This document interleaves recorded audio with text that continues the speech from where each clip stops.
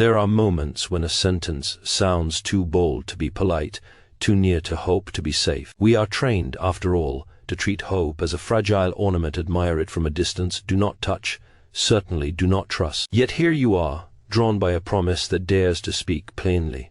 It does not whisper. It does not hedge its words. It announces a time, a nearness, a tonight. And the first resistance rises in the mind like a lawyer clearing his throat. Is this reasonable? Is this respectable? But reason, if it is honest, has always known that the deepest truths arrive before our arguments have finished putting on their coats. Sight is a curious gift. We think of it as a window, but it is also a gatekeeper. It decides what may enter the mind and what must wait outside. We learn early to trust our eyes more than our hearts, and then we spend years discovering that. The eyes themselves grow tired, blurred, narrowed by long habits of fear and disappointment. Some injuries announce themselves loudly, others settle in quietly and rearrange the furniture of the soul. There is a way of not seeing that has little to do with darkness and much to do with resignation. We stop expecting light, and so we do not notice when it stands at the door. Consider how often healing is imagined as a distant country, reached only by the heroic or the unusually faithful. We put it off, like a holiday we cannot afford, telling ourselves that someday, when circumstances improve, when we become better people, when the proper feelings finally arrive, then perhaps restoration may be discussed. But the language of grace is almost offensively present. It speaks in small words like now and here, and it is stubborn about time. It refuses to be postponed by our caution. If God were merely an idea, then healing would be an idea too abstract, debatable, safely shelved. But if God is living, then his actions are not footnotes to history. They are interruptions. They break into the ordinary evening and insist on being noticed.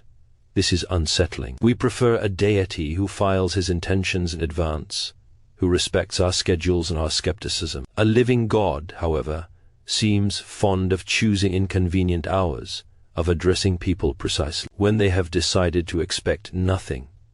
Eyes, more than most things, teach us humility. They remind us that dependence is not a defect but a design. We cannot will ourselves to see we receive sight. Even the strongest among us must admit this small vulnerability, and perhaps that is why healing so often begins there, at the point where pride has the least to say and gratitude has the most room to grow. When sight is restored, the world does not merely return, it arrives as if for the first time, freshly spoken. There is a danger in thinking of faith as a lever we pull to move God. That way lies exhaustion. Faith is not a technique. It is a posture.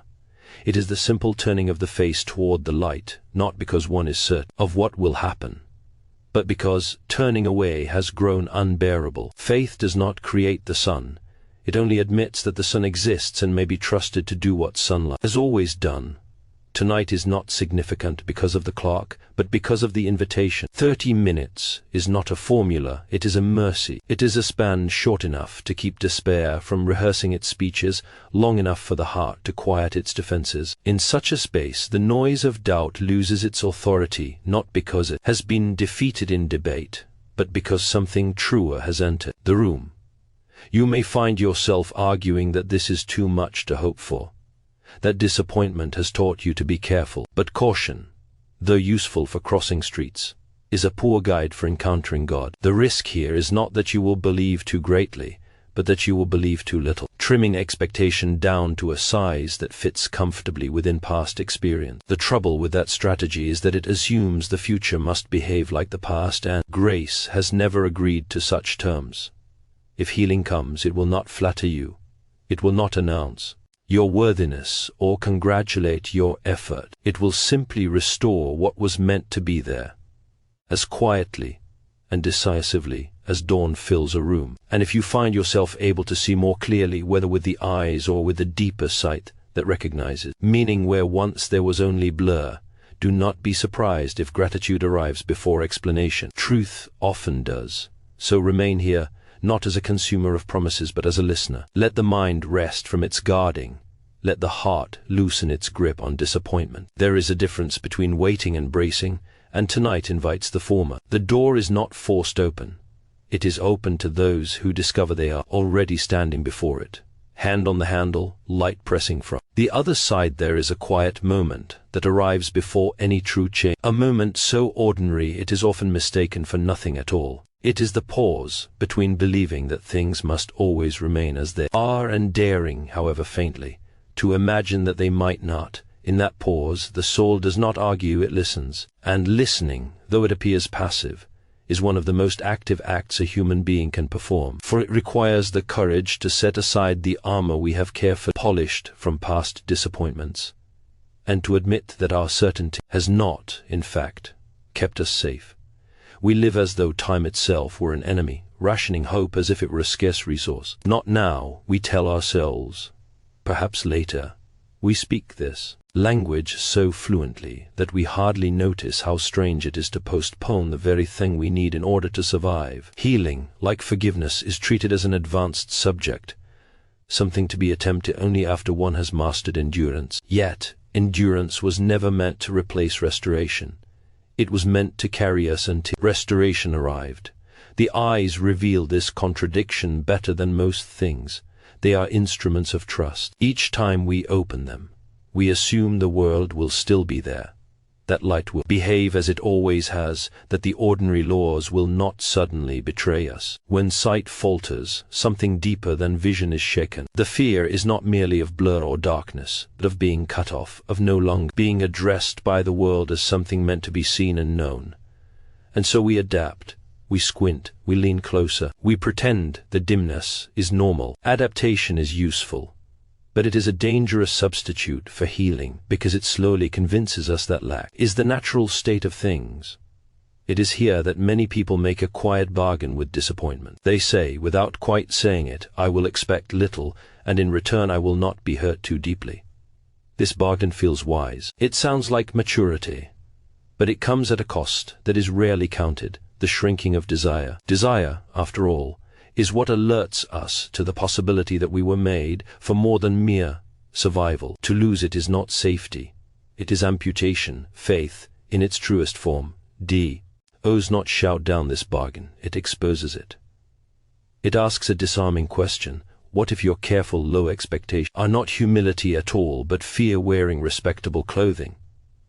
This question is uncomfortable because it removes our best excuse. If healing were impossible, then despair would be logical. But if healing is possible, then despair becomes a choice, and choices are harder to defend than conclusions. There is a strange tenderness in the way God addresses human limitation. He does not mock weakness, nor does he ignore it. He meets it where it is, often at the very point where our strategies have failed. This is why moments of exhaustion are so often moments of encounter. When we are too tired to perform, too weary to impress, something honest finally rises to the surface. We stop negotiating, we stop explaining, we simply present what is broken and wait. Waiting, however, is not the same as doing nothing. It is an act of alignment. It is turning the face toward the possibility of light, even when past experience suggests disappointment. It is refusing to let cynicism have the final word, not because cynicism has been disproven, but because it has been found insufficient. Cynicism can describe wounds, but it cannot heal them. It can predict failure, but it cannot generate life. When healing is spoken of near, the mind immediately rushes to protect itself with conditions and disclaimers. If it happens, then I will believe. But belief that waits for proof is belief. It is accounting. True openness is riskier. It allows hope to move first. It allows the heart to be slightly ahead of the evidence. This does not mean abandoning reason. It means admitting that reason itself was never meant to be the whole story.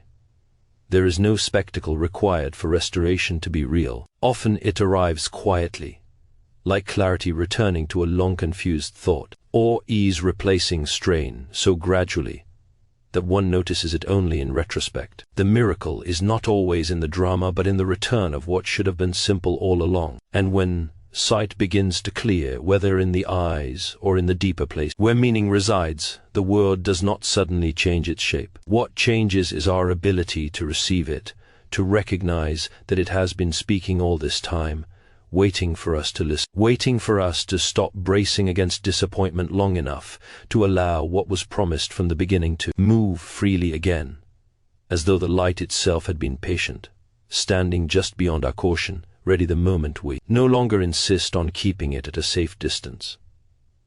There is a peculiar way in which certainty can become a prison. We imagine that doubt is the enemy of faith, yet it is often rigid certainty that closes the door most firmly. When a person decides in advance what God may or may not do, the decision feels prudent, even reverent. But reverence that dictates terms is a subtle contradiction. It praises power while quietly insists that power remain predictable. In doing so, it shrinks the living mystery into something manageable, something that can be carried without risk. Most people do not openly deny the possibility of healing. They do something far more effective. They delay it. They agree with the idea in principle, while keeping it safely distant in practice. Someday, they say, as though time itself were the missing ingredient, as though God were waiting for the calendar to grant permission. This delay often masquerades as wisdom. It sounds patient. It sounds mature, but patience that expects nothing is merely resignation with better manners. The human heart learns this posture slowly, usually through repetition. Disappointment rehearsed enough times begins to feel like truth. Each unanswered prayer, each hope that failed to arrive on schedule, becomes another brick in a wall built for protection. Eventually, the wall is no longer recognized as a defense. It is called realism, and realism, though useful for navigating the visible world, is poorly equipped for dealing with a God who insists on acting beyond the visible. Sight itself teaches this lesson. The eyes do not see everything at once. They adjust. They respond to light given, not light demanded. Darkness does not argue with the eye. It simply occupies the space until light appears. In the same way, many people have grown accustomed to a certain dimness of expectation. It is not that they have chosen despair, they have merely stopped expecting illumination. And what we stop expecting, we often stop noticing, even when it arrives quietly. Faith is not the denial of disappointment. It is the refusal to let disappointment define the future. This refusal does not come easily. It requires the humility to admit that our interpretations may be incomplete, that our past experiences, however painful, may not be the final authority. To say this feels dangerous, because it reopens the possibility of being hurt again. Yet, the alternative is a safety that costs too much, a life carefully arranged to avoid hope. There is something deeply unsettling about the idea that healing could be near. Distance feels safer. Distance allows time for preparation, for the adjustment of expectations, for the management of emotions. Nearness offers no such courtesy. It demands a response. It asks whether one will remain guarded or become open, whether one will continue rehearsing old conclusions or allow a new sentence to be written. Nearness exposes what distance hides, the true condition of desire. Often, the greatest obstacle is not disbelief but familiarity. We grow accustomed to our limitations. They become part of our identity, woven into the stories we tell about ourselves. To imagine life without them feels strangely disorienting. Who would we be if the struggle were eased? What excuses would fall away? What responsibilities might return? Healing threatens not only pain, but also the structures built around pain, and those structures, however uncomfortable, have become known. God's approach to such hesitation is not forceful. He does not dismantle defenses with argument alone. He waits, but not with indifference. His waiting is an invitation, a steady presence that does not withdraw simply because it is ignored. This persistence is perhaps the most unsettling thing of all. It suggests that our reluctance does not exhaust his patience, that our caution does not cancel his intention. It suggests that grace is not as easily discouraged as we are. To be open, then, is not to guarantee a particular outcome. It is to adopt a posture of availability. It is to say, without elaborate conditions, I am willing to receive what I cannot manufacture. This willingness is quiet. It does not demand immediate proof. It does not insist on understanding every detail. It simply remains present, attentive, like eyes adjusting slowly to the possibility of light. When clarity begins to return, it often does so without ceremony. There is no announcement, no dramatic shift in the furniture of the world. Instead, there is a subtle easing, a sense that effort is no longer required where strain once lived. And in that moment, the heart recognizes something it had almost forgotten, that healing was never about becoming someone else, but about returning to what was intended from the beginning, before fear taught us to keep our expectations small and our hopes carefully dimmed. There is a moment when the soul grows tired of explanation. It has listened patiently to every sensible reason for delay, every carefully constructed argument for why change must wait. At first, these explanations sound intelligent, even protective, but over time, they begin to feel thin, like walls made of paper, pretending to be stone. Something deeper starts to stir, not loudly, not dramatically, but with a quiet insistence that refuses to be silenced. It is the realization that understanding is not the same as transformation, and that one may know all the reasons for brokenness and still remain broken. Human beings are remarkably skilled at learning how to live with lack. We call it adjustment, we praise it as resilience. And indeed, there is courage in survival. But survival, when mistaken for fullness, becomes a kind of slow surrender. The heart was not designed merely to endure, it was designed to respond. When vision fades, whether of the eyes or of the inner life, the danger is not only that we see less, but that we begin to expect less, and expectation quietly shapes reality. It is tempting to believe that if healing were truly intended, it would arrive with clarity and force, leaving no room for doubt. But most of the significant movements of grace do not announce themselves that way. They arrive like a whisper rather than a verdict. They respect freedom too much to overwhelm it. God does not coerce trust, he invites it. And invitations by their nature can be declined, postponed, or misunderstood. One of the great misunderstandings about faith is the idea that it must feel strong in order to be real. In truth, faith often appears at its most genuine when it feels weak, even hesitant. It is not the absence of fear, but the decision to move despite it. A trembling hand reaching toward light is no less a hand than one held steady by confidence. In fact, it may be more honest. For confidence often grows after the fact, while trust is required before. There is also the illusion that healing must be earned, that it is the reward for correct belief or sufficient effort. This belief is appealing because it places control back into human hands. If healing depends on performance, then failure can always be explained. But grace dismantles this structure entirely. It refuses to be managed. It does not negotiate terms. It gives because giving is its nature, not because it has been persuaded. Eyes are a fitting place for such a lesson. They remind us daily that reception is not weakness. Light does not consult the eye before entering. It simply arrives, and the eye responds because it was made to do so. In the same way, healing is not a transaction but an encounter. It is something that happens when what is given meets what is open. Resistance does not always look like refusal. Sometimes it looks like excessive preparation, like waiting to be worthy before allowing oneself to receive. Time plays a strange role in all this. We assume that delay means denial, that silence means absence. But time, from a divine perspective, does not operate as a barrier. What feels long to us may be brief to eternity.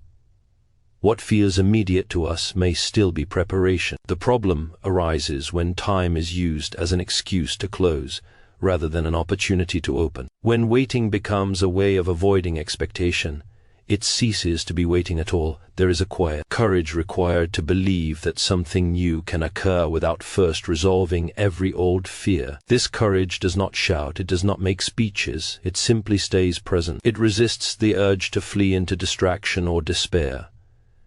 It remains where it is, attentive, like someone sitting in a dim room who has noticed the first hint of dawn and chooses not to turn away. If clarity begins to return, it may do so gradually, almost imperceptibly. One may notice less strain, less effort required to focus, less tension carried unconsciously. These small changes are easily dismissed, yet they are often the truest indicators of restoration. They suggest not a dramatic interruption, but a gentle correction, a return to alignment with what was always meant to be. And in that return, something else becomes visible as well, the realization that healing is not merely about what is restored, but about what is revealed. It reveals that hope was never as foolish as fear insisted, that openness was never as dangerous as caution claimed, and that light, patient and persistent, has a way of finding even the smallest opening, entering not with force, but with the quiet authority of something that knows it belongs there.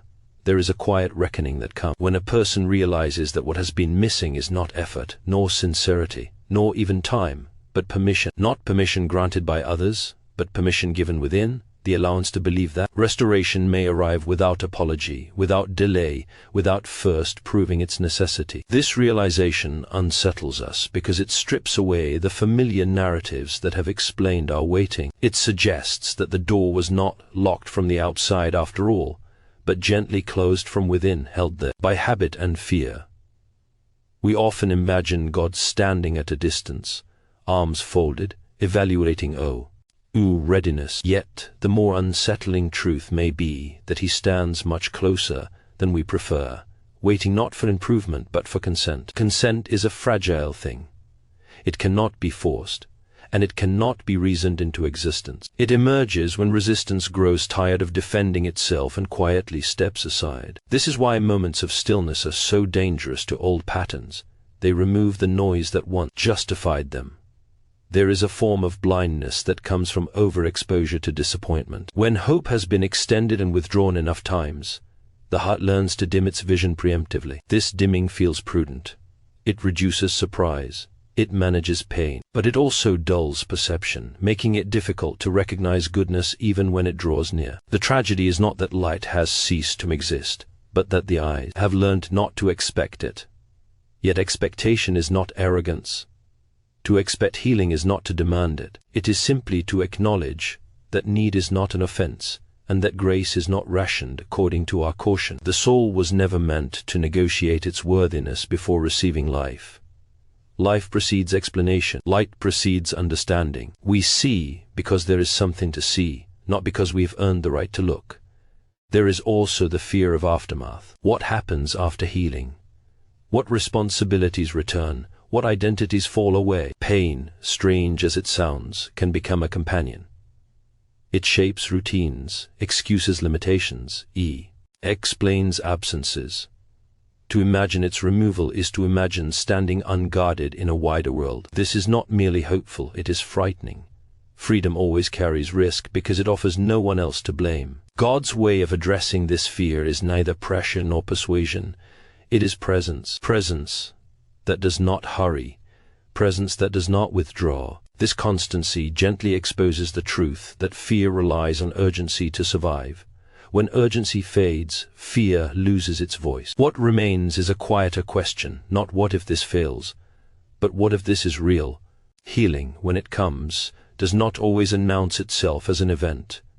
Often it reveals itself as a release. The effort, once required, simply dissolves. The strain that had been carried so long is suddenly absent, like a weight one forgot was there until it was set down. In that moment, gratitude may arrive before comprehension. The heart recognizes freedom even if the mind has not yet caught up. It is tempting to measure authenticity by intensity, to believe that what is true must be dramatic. But the deepest restorations are often the least theatrical. They work quietly, re-establishing order where disorder had become familiar. They feel less like intrusion and more like return. Not a foreign miracle imposed from outside, but a correction that aligns life with its original design. What becomes clear then is that healing is not primarily about fixing what is broken, but about removing what obstructs. The light was always sufficient. The obstacle was expectation shaped by fear. When that fear loosens its grip, even slightly, the smallest opening becomes enough. Light does not require a grand entrance. It needs only access. And so the invitation is not to strain, not to perform, not to convince oneself of anything heroic. It is simply to remain open, to resist the reflex, to close at the first sign of vulnerability, to allow the possibility that tonight is not symbolic, not rhetorical, not postponed, to allow the idea that restoration may be nearer than explanation, closer than memory, gentler than fear ever suggested. In that allowance, something shifts. The eyes, accustomed to dimness, begin once more to adjust, and the world, patient all along, waits to be seen as. It truly is. There comes a point when the soul recognizes that it has reached the edge of its own strategies. Every method has been tried, every explanation rehearsed, every protective conclusion carefully reinforced. What remains is not despair, but something more honest, the awareness that control has been mistaken for safety. This awareness is unsettling, because it removes the illusion that we have been managing our own survival. It reveals that much of what we called strength was simply tension held for too long. Human beings are not only shaped by what happens to them, but by what they repeatedly tell themselves about what happens to them. Over time, these stories harden into assumptions. This is how it always goes. Nothing changes.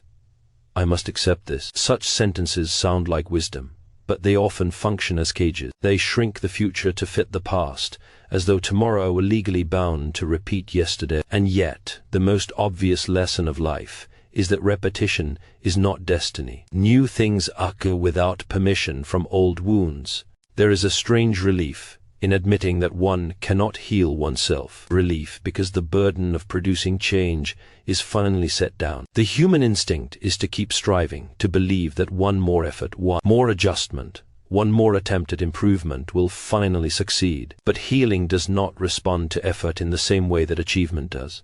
It responds to openness. Effort tightens the grip. Openness releases it. Eyes, once again, offer a quiet parable. They cannot force clarity. Straining does not sharpen vision. It exhausts it. Rest, however, allows the eyes to adjust naturally to the light that is already present. In the same way, the soul does not gain clarity by pressure but by permission. When striving ceases, reception becomes possible. This is not laziness, it is alignment. Many people fear that if they stop striving, everything will collapse. They imagine that vigilance is the only thing holding life together. But vigilance sustained by fear eventually consumes the very energy it claims to protect. What collapses when striving ends is often not life itself, but the false structures built to avoid vulnerability. And vulnerability, though uncomfortable, is precisely where healing finds entry. There is also the quiet realization that healing does not erase the past. It does not pretend pain never existed. Instead, it repositions pain, removing it from the center of identity. Pain becomes part of the story, not the author of it. This shift is subtle, but profound. It allows memory without domination, history without imprisonment. One can acknowledge what was lost without agreeing that loss has the final word. God's nearness is often most apparent at this stage, not as a dramatic intervention, but as a steady presence that refuses to withdraw. This presence does not argue against fear, it outlasts it.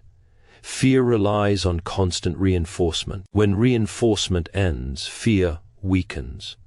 What remains is the simple fact of being held, sustained without explanation. This fact may feel almost too ordinary to be divine, and yet ordinary is precisely where grace prefers to work. Healing, when welcomed, begins to restore not only function but trust. Trust that the world is not fundamentally hostile. Trust that goodness is not a rare accident. Trust that one's needs are not an inconvenience. These restorations occur quietly, often unnoticed at first. One day, effort is reduced. Another day, clarity increases. Another day, the weight carried unconsciously is suddenly absent. None of these moments announce themselves as miracles, yet together they form a return to wholeness. There is no requirement to understand every detail of how this occurs. Understanding often follows rather than precedes transformation. To insist on comprehension before openness is to reverse the natural order of things. Light reveals, it does not first explain itself. Vision arrives, and meaning unfolds afterward. What ultimately changes is not merely the condition on that once caused pain, but the posture of the heart toward life itself. Where once there was bracing, there is now availability. Where once there was guarded expectation, there is quiet readiness. This readiness is not naive optimism, it is grounded trust, formed by the recognition that control was never the true source of safety. In this state, waiting no longer feels like postponement. it becomes participation. Each moment is no longer endured but received. And in that reception, the soul discovers that healing was never about becoming extraordinary, but about returning to what was always intended, to see clearly, to live openly, and to allow the light that has always been present to complete the work it patiently began long before fear taught the eyes to close.